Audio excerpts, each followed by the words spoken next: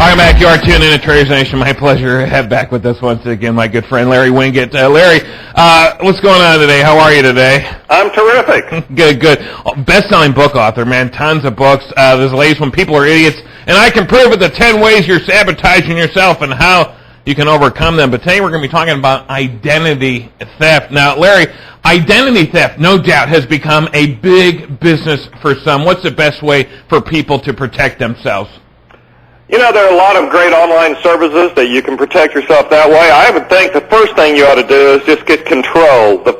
Be sure to always check your credit report at least once a year. It is free to do that. Yeah. Protect yourself online, though. Make sure that you go to all the social media sites and grab your name and do some of that stuff. That's where I had a problem here recently, is that someone else grabbed my name and squatted on it. There you have it. All right, so is that what got you all fired up about the identity theft and how to protect yourself? Because it actually happened to you. And in this case, was it for monetary or non-monetary? Because when somebody squats on your name like that, it's not necessarily always the monetary concern, is it? No, this person took my name and did it in order to swap time with me. We actually wanted to have dinner with me in exchange for grabbing my name. Now, the problem is, once somebody grabs your name, first of all, I think that's called extortion, and you're a liar and you're a thief, because obviously the name wasn't his, and he took something that didn't belong to him. Right. But the problem is you can't get it back.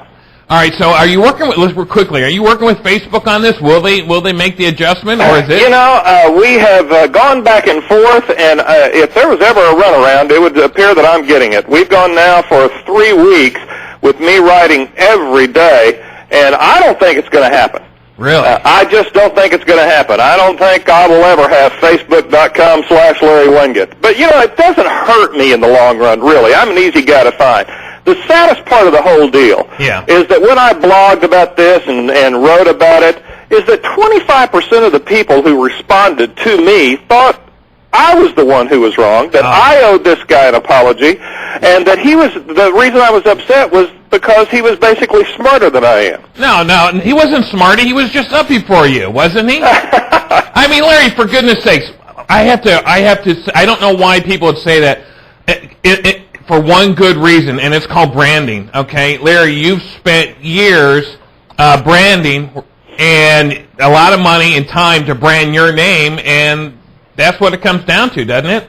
It does come down to that, but I really think it's a sad commentary on society that there's a portion of society that believes it's okay to take anything that doesn't belong to you. And I think that's really what we have to stress in the minds of people and certainly raise our children with, that taking anything, I don't care whether it's a name online or anything in the world, if it doesn't belong to you, you don't get to take it. All right, so Larry, listen, why should somebody, when they find out that they've actually had their identity stolen, what should they do?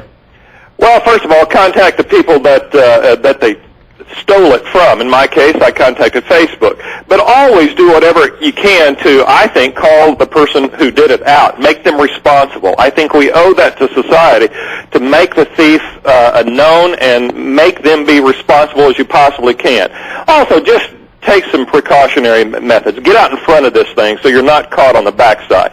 Do whatever you can as a preemptive strike to protect yourself, especially in terms of your credit and your good name. Sure. All right. Now, listen, I this is not an endorsement for a service, but I use Equifax.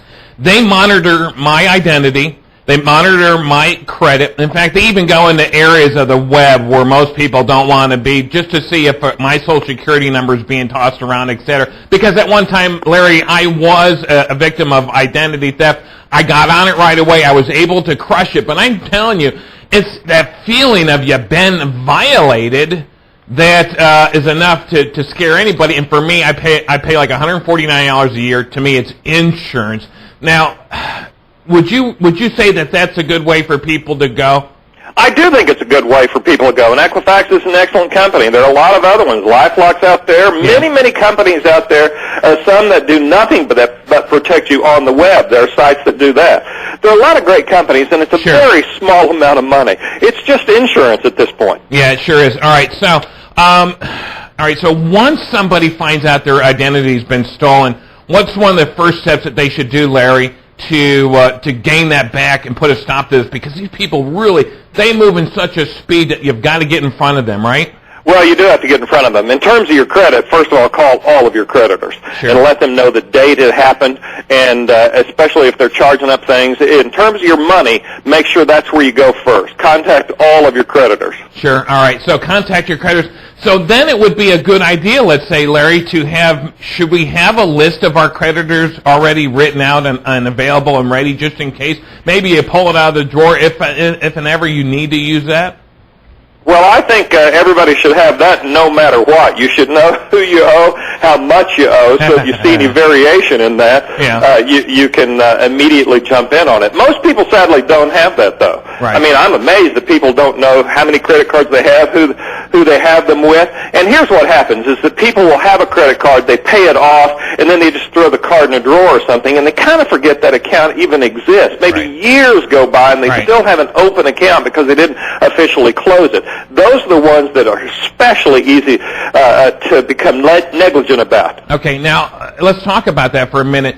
If you pay off a credit card account, isn't it wise, if you don't plan on ever using it again, isn't it wise not only to cut it up, but to contact that credit card company and say, listen, I want you to close this account, but also make sure they make a notation that it was on the consumer's request, right?